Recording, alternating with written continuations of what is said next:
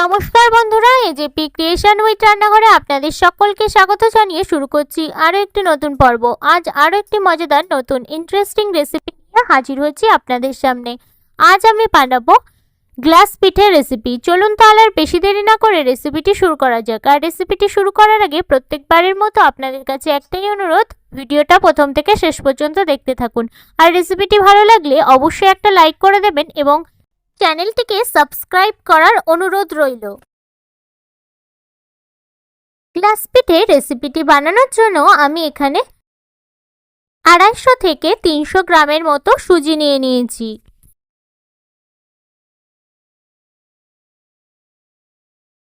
প্রথমে এই সুজির মধ্যে দিয়ে দিচ্ছি কিছুটা নুন। নুনটা দেওয়ার পরে সুজিটার সঙ্গে নুনটাকে ভালোভাবে মিশিয়ে নিচ্ছি। নুনটা ভালোভাবে সুজির সাথে মিশিয়ে নেওয়া হয়ে গেলে আমি এখানে উষ্ণ গরম দুধ দিয়ে দেব। যতটুকু দুধের প্রয়োজন ততটুকুই দুধ দিতে হবে। দুধটা দেওয়ার পর ভালোভাবে কিন্তু চামচের সাহায্যে সুজির সঙ্গে মিশিয়ে নিতে হবে। দেখুন আমার এখানে আরও একটু দুধের প্রয়োজন, তার জন্য আমি আরও একটু দুধ দিয়ে দিলাম। দুধটা দেওয়ার পর আবারও কিন্তু ভালোভাবে সুজির সঙ্গে মিশিয়ে নিচ্ছি। এই পর্যায়ে দুধের সঙ্গে সুজিটা আমার ভালোভাবে মিশিয়ে নেওয়া হয়ে গেছে। আমি এবার রেস্টে রেখে দেব কিছু সময়ের জন্য, 15 থেকে 20 মিনিটের মতো।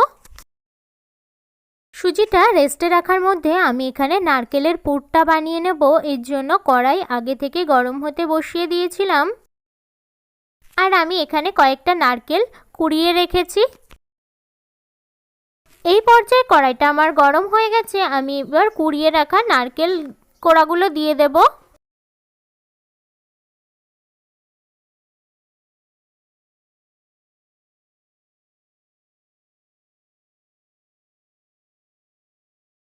নারকেল কোড়াটা কড়াইতে কিছু সময় নাড়াচাড়া করে নেওয়ার পর দিয়ে দিচ্ছি পরিমাণ মতো গুড়। এখানে আপনারা আপনাদের মিষ্টত্ব অনুযায়ী কিন্তু গুড়টা ব্যবহার করবেন, যতটা মিষ্টি আপনারা খেতে পছন্দ করেন। গুড়টাকে ভালোভাবে নারকেল কোড়ার সঙ্গে মিশিয়ে নেব।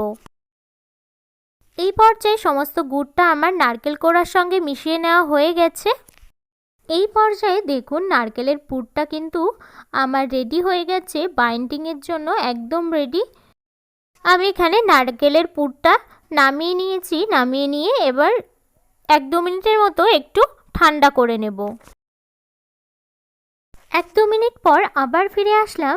এবার এখান থেকে একটু পুর নিয়ে এইভাবে হাতের সাহায্যে একটু লম্বা করে একটা শেপ দিয়ে নিতে হবে। গ্লাস যেহেতু লম্বা হয় তার জন্য কিন্তু এখানে লম্বা করে শেপ দিয়ে নিচ্ছি নারকেলের পুরটাকে। আমি এখানে 3টে গ্লাস পিঠে বানাবো, তার জন্য 3টে গ্লাসের জন্য এখানে 3টে পুরের শেপ দিয়ে নিয়েছি। এই পর্যায়ে 20 মিনিট কিন্তু আমার হয়ে গেছে। দেখুন সুজিটা কতটা সেট হয়ে গেছে।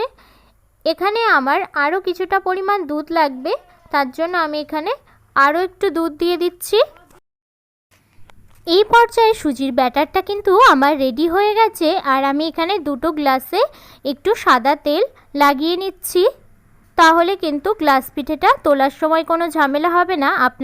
আমি কিন্তু ব্যাটারটা এরকম ঘন করে বানিয়ে নিয়েছি, আপনারাও কিন্তু এরকম ব্যাটার বানিয়ে নেবেন। আপনারা দেখলেই কিন্তু বুঝতে পারছেন আমি কেমন ব্যাটার বানিয়ে নিয়েছি। গ্লাসের অর্ধেকটা ব্যাটার ভরে নিয়ে তারপরে কিন্তু দিয়ে দিতে হবে নারকেলের সেই পুরটা। যেহেতু পুরটা এখানে আমার অনেকটাই দেখা যাচ্ছে, সেহেতু আমি আরও একটু ব্যাটার দিয়ে এইভাবে কিন্তু একটু হালকা ঝাঁকিয়ে গ্লাসটাকে সেট করে নিচ্ছি।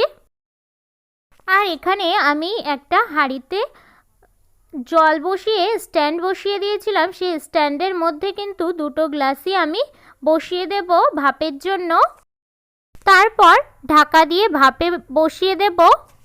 আমি এখানে 30 থেকে 35 মিনিটের মতো সময় ধরে ভাপে বসিয়ে রেখেছিলাম। দেখুন কতটা ফুলে উঠেছে।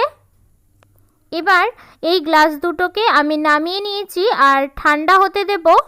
গ্লাসটা ঠান্ডা হয়ে গেছে। এই পর্যায়ে আমি এবার গ্লাসের থেকে গ্লাস পিঠেটা বার করে নেব।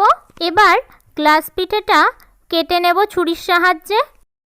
এই পর্যায়ে পিঠেটা কিন্তু আমার কেটে নেওয়া হয়ে গেছে। সমস্ত পিঠে আমি এখানে কেটে নিয়েছি আর একটা থালায় এইভাবে করে সাজিয়ে নিয়েছি। দেখতে কত সুন্দর লাগছে পিঠেগুলো দেখুন। আর এই গ্লাস পিঠে খেতেও কিন্তু অসাধারণ হয়। এই গ্লাস পিঠের রেসিপিটা একটি বার হলেও বাড়িতে বানিয়ে খাবেন, আশা করি সকলের খুব ভালো লাগবে। আমার এই গ্লাস পিঠের রেসিপিটি যদি আপনাদের ভালো লেগে থাকে তাহলে অবশ্যই একটা লাইক করে দেবেন এবং কমেন্টের মাধ্যমে জানাবেন আমার এই রেসিপিটি আপনাদের কাছে কেমন লেগেছে, এবং বেশি বেশি করে সবার সাথে শেয়ার করে আমার পাশে থাকবেন, আমাকে আরও উৎসাহিত করবেন। আর আপনি যদি আমার চ্যানেলে নতুন বন্ধু হয়ে থাকেন এবং আরও নিত্য নতুন মজাদার ইন্টারেস্টিং রেসিপির আপডেট পেতে চান তাহলে প্লিজ আমার চ্যানেলটিকে সাবস্ক্রাইব করে পাশে থাকা বেল আইকনটি প্রেস করে অল নোটিফিকেশন অন করে রাখবেন, যাতে সমস্ত ভিডিওর আপডেট আপনি ঠিক সময় পেয়ে যান। আজ এই রেসিপিটা এই পর্যন্তই। আরও একটি নতুন কোনো ইন্টারেস্টিং মজাদার রেসিপি নিয়ে আপনাদের সাথে দেখা হবে আরও একটি নতুন পর্বে। সবাই সুস্থ থাকবেন, ভালো থাকবেন এবং সাবধানে